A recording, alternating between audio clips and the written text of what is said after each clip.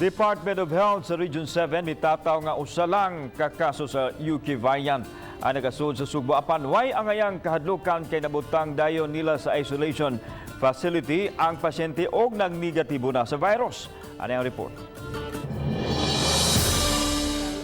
Giklaro ni Dr. Mary Jean Lorici sa DOH7 nga kadtulang tagadakbayan sa Talisay ang kumpirmadong positibo sa UK variant. Apan, wa kini makauli sa Talisay City kay sa airport pa lang na-isolate na og nadala usab sa Tambalanan tungod kay aduna kini medical condition.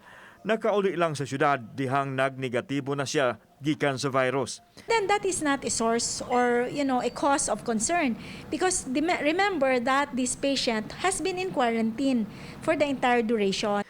Samtang giklaro ni Dr. Lorice nga walay bag-ong UK variant case sa lungsod sa Liloan. Nahitabo lang nga ang address sa OFW. Ang lungsod sa Liloan, sanglit nakauli kini sa ilang dapit ni adtong Agosto pa ug mibalik sa Manila pagka Nobyembre nga wa pa ang UK strain.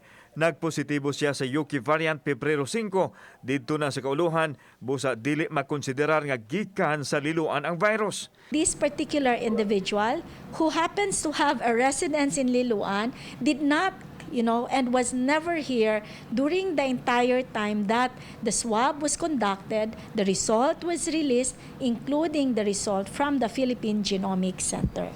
Sa pikas bahin, napadala na sa DOH7 ang 70 ka mga samples dito sa Philippine Genomics Center alang sa genomic sequencing pag-ila kung adunay UK variant or local mutation sa virus.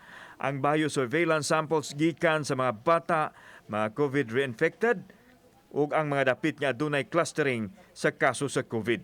Samples taken at random na kailangan mag-comply sila doon sa requirements. Kauban si Clover Lumayag, ako si Alan Domingo.